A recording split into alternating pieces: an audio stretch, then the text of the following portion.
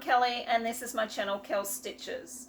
This is a place where I talk about my ever-increasing addiction to cross-stitching and everything that goes along with it. If you're a new viewer, welcome. I hope that you enjoy this video, and if you do, please remember to like and subscribe to my channel. And if you are a returning viewer, thank you for coming back and joining me once again. Now today I am going to show you how I dye my fabrics. This is going to be a Flosstube Extra, and I will run through the steps on how to do two techniques on dyeing fabrics. One's the low immersion technique and the other one is the full immersion technique. So I will insert those steps and videos here and I'll see you shortly.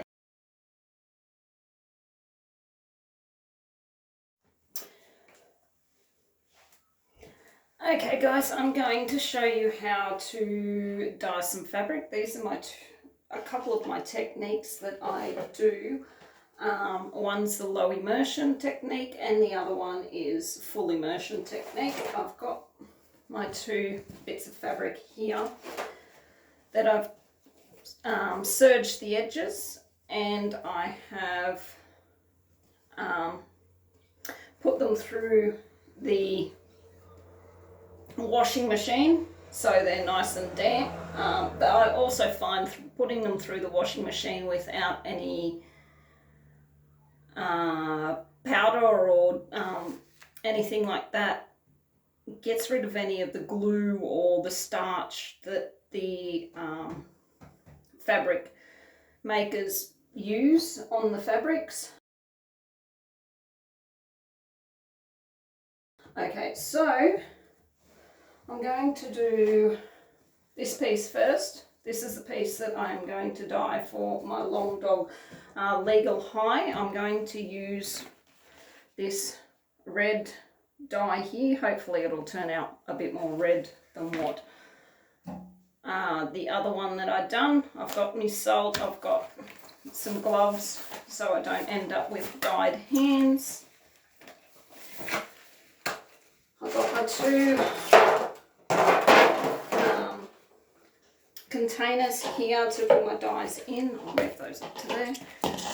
Okay, so first off, this is the one I'm going to use in the full immersion technique, so I'm not too concerned about the any mottling or anything on it. I'd probably rather that it just has a straight dye on it. Start off with some, sorry the tap's going to go so it may be a little bit noisy. Start off with some hot water. The water out of my taps are generally pretty hot. Just let it run until it gets too hot for the touch. While that's running, I'll put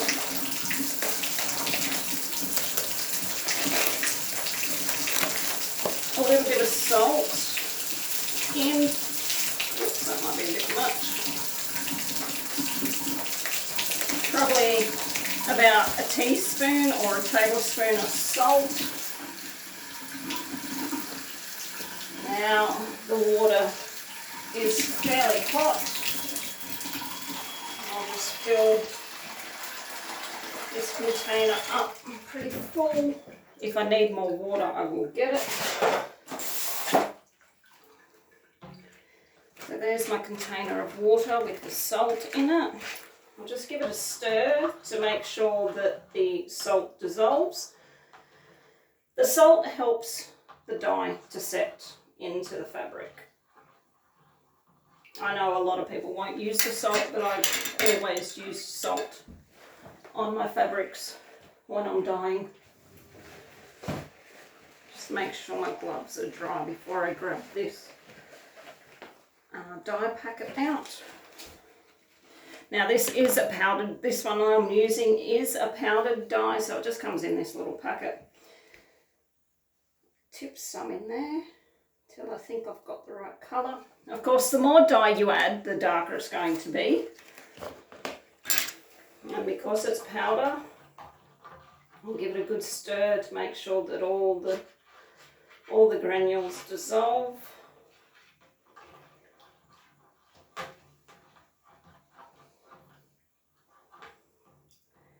Now that's pretty red, but as I said, this is going to be a full immersion technique, so I may need more water than what I've got in here. So I'll tip this into there, rinse that out. Sorry about the squeaky tap. Some more hot water into the mix, so I make sure that I've got enough to fully immerse my fabric. Now, make sure you do your dyeing in an area that you don't mind possibly getting a little bit of dye on. I do it in my bathtub, but always make sure that I rinse my bathtub out after dyeing, as it will stain the enamel.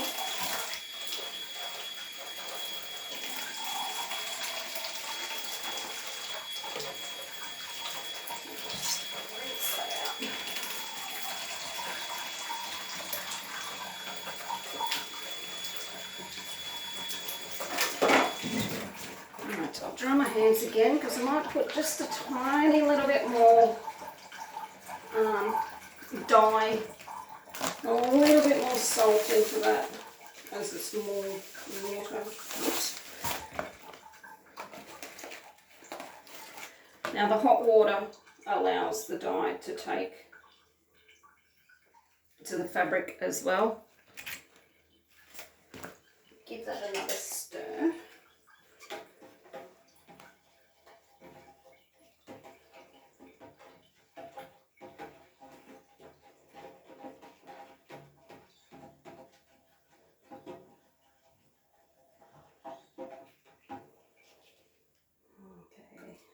Looks like most of the granules are, oops, doing a bit of splashing. It's alright, I'll wash that off later. Okay, looks like most of the granules have dissolved. So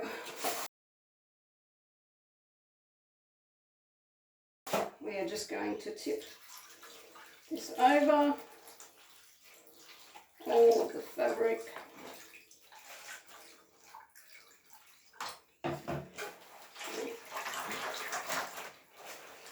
Granules haven't dissolved, so I will just give it a bit of a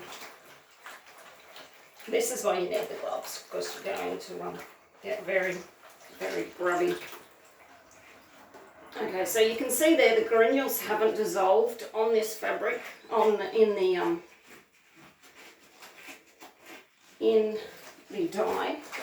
So if which I don't really mind the speckly look, because it gives it a bit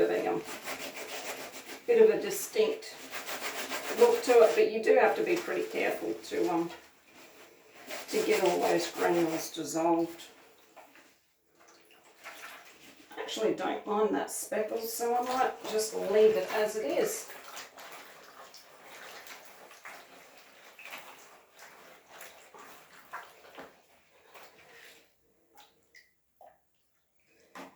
Tip some more over it. Make sure it's immersed into that fully. Might put a little bit more water in there because some of the fabric is still poking out.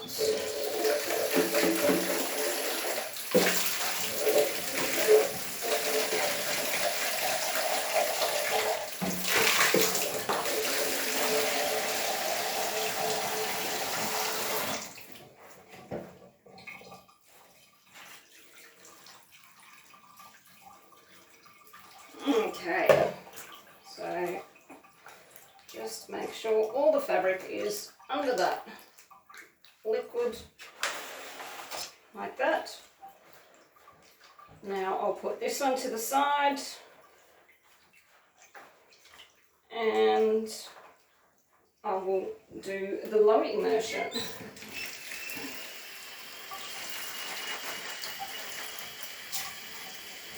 Looks like I've massacred someone in here at the moment.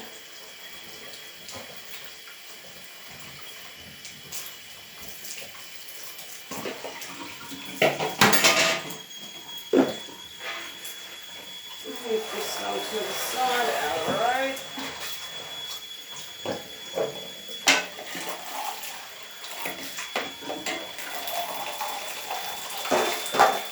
And we will start again. So we have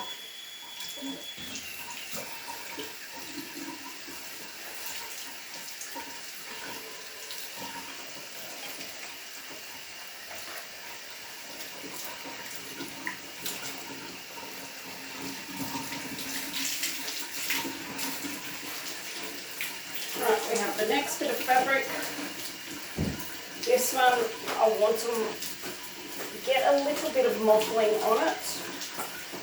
So if I just scrunch it up a little bit like this, have it placed in the bottom of the container. Now make sure you use a container that you don't care if it gets stained with the dye. Anything you use for dyeing, make sure that you only use the dye and don't take it back into the kitchen or anything, because the dye particles will still be in the containers. So we've got our next batch of water, which is not as much because this is the low immersion technique that I'm using on this fabric.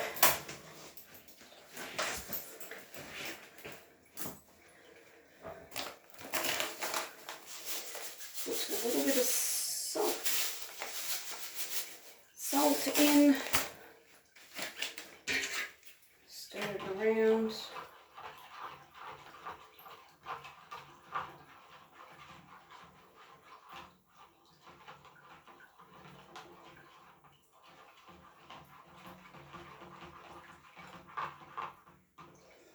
Okay, so I want a colour that's similar to the vintage country mocha that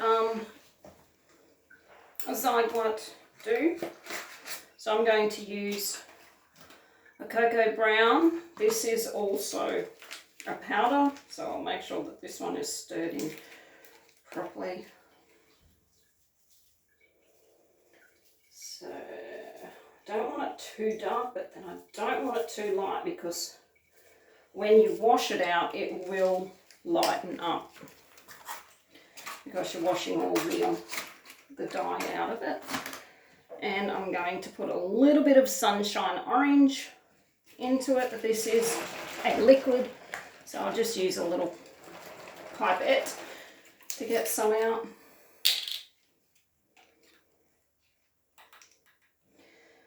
And put a couple of drops in there just to give it more of an orangey hue.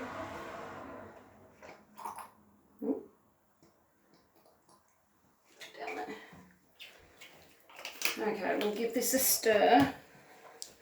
Make sure all those granules of the powder mix in, because I really don't want this one to have the splodgy look that the other one has.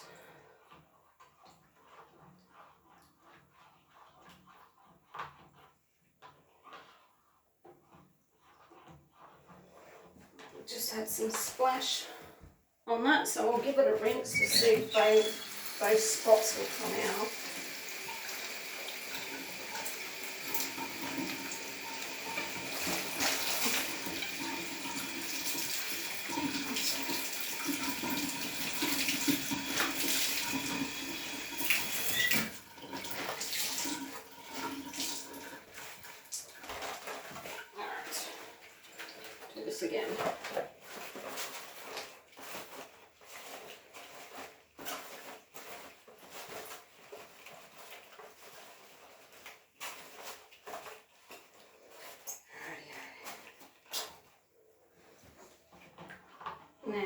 if you're not sure that the granules have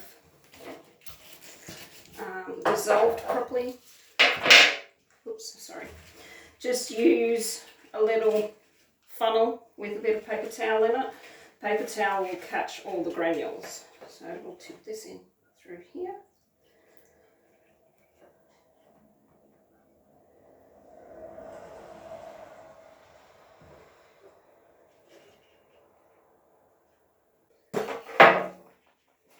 Move this over, we'll tip this all over the fabric.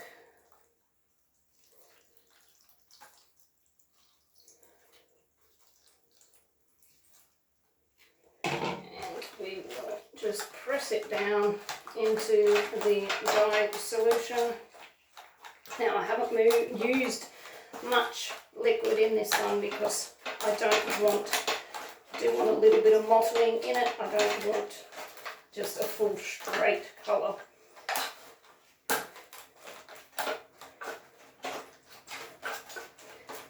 Alright, so that fabric looks like it is pretty well all being in the dye. I'll move it to the side. I will leave both of those to sit for 30 to 60 minutes and then I'll come back and show you my next step of the dyeing process.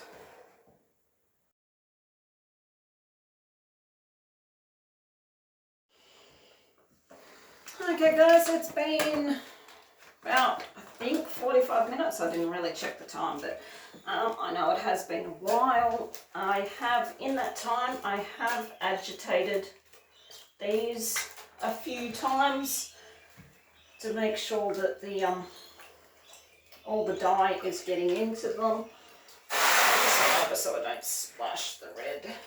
Okay, so as you can see, or maybe not, let me move this. As you can see, a lot of those splodges from the undissolved dye have actually dissolved now. So to make them dissolve a little bit more, you can just go along and rub them in like this. Just be careful of all the splashing of the dye everywhere, because if you've got something close to hand that you don't want dye splashes on, that's going to happen. Okay, so yeah, you can just go along and just rub in those little dye spots that you don't want there, and they'll dissolve in. The water's gone cold now. I think it's been about 45 minutes. As I said, I didn't exactly check the time when I stopped filming, but I know I have been sitting down waiting for this for at least half an hour since I cleaned up. There's a couple more spots. So rub those in.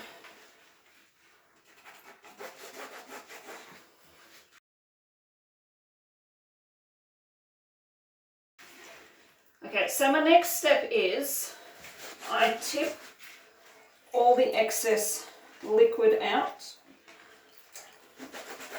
after I finish finding all these dye spots to rub in. Okay, that'll do. So I tip all this excess liquid out. Let it all just run away. You don't have to wring this out. Oh, you can wring it out a little bit, like that. Now I know some people will actually rinse. Their next step is to rinse, but I won't do that until the final step. So Just put it back in there like that. Wash my hands off.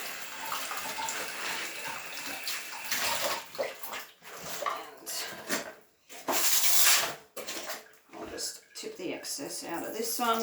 As you can see, the dye coming out of that has lost a lot of its colour. It's more orangey than what it is brown pouring out of that now. So if I pour,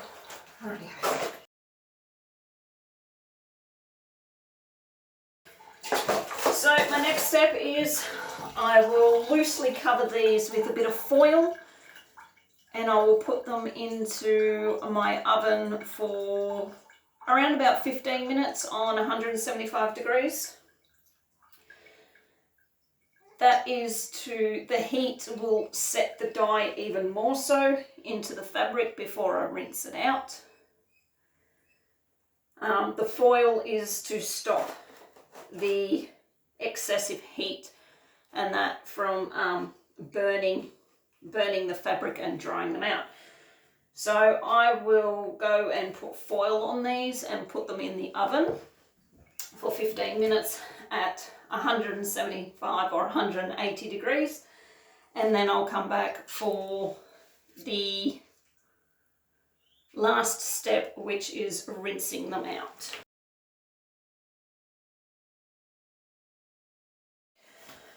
Okay, so this one has come out of the oven. This is the red one. So I'll wash this out.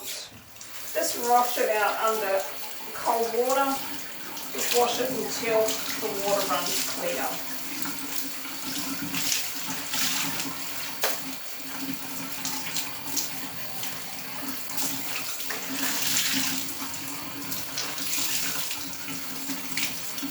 Now it could take a few minutes for the water to run, especially depends on how dark you've done your fabric or your dye.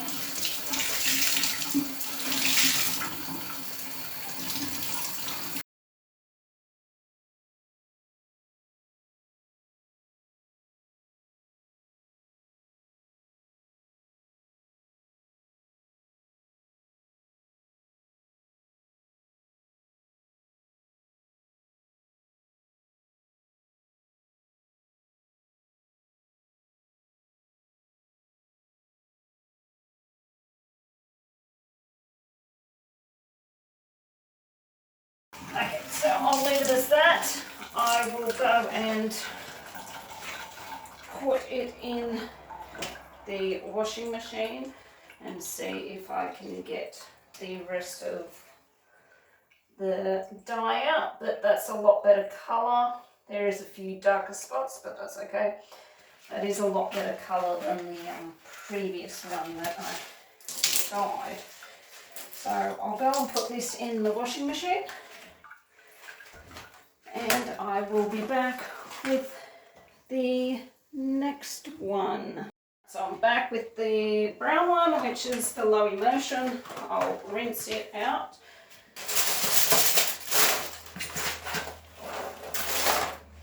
Now you can see the mottling on that already before I even rinse it out.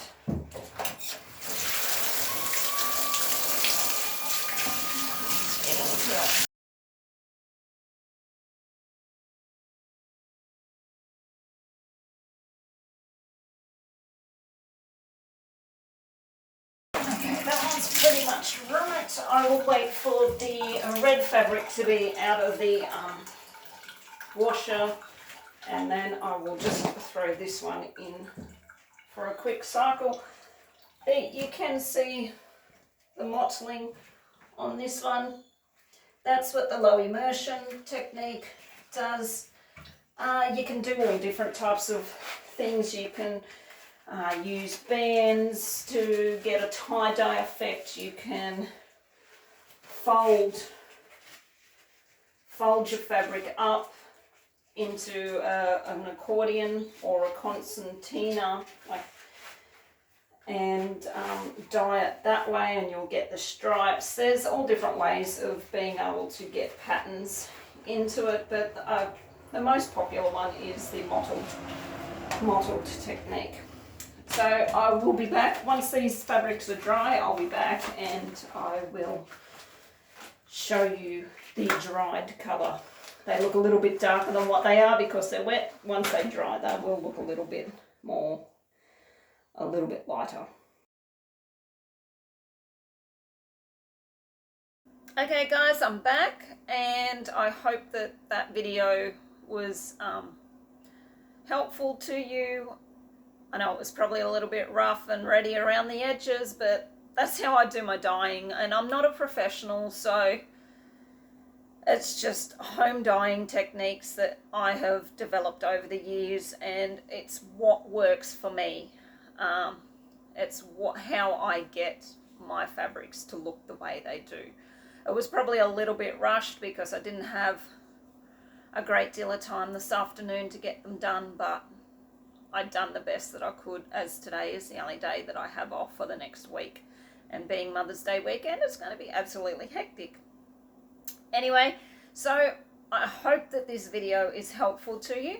I will show you the finished dried pieces of fabric that were done in the video. So this is the red one.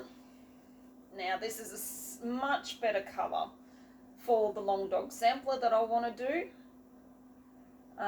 There is a few darker spots on it, but that's fine. I think that was mainly where it maybe got a little bit overheated in the oven. When you do the oven step, try to keep an eye on your fabric. If it feels like it's getting too hot, take it out. It only needs to get a little bit of heat on it just to set the dye better. Now this red fabric, as you've seen, took forever for me to rinse it out, and I had to run it through the machine on the quick cycle twice, and even then the water at the end, it was still coming out slightly pink. So red is notorious for being a bugger to wash out.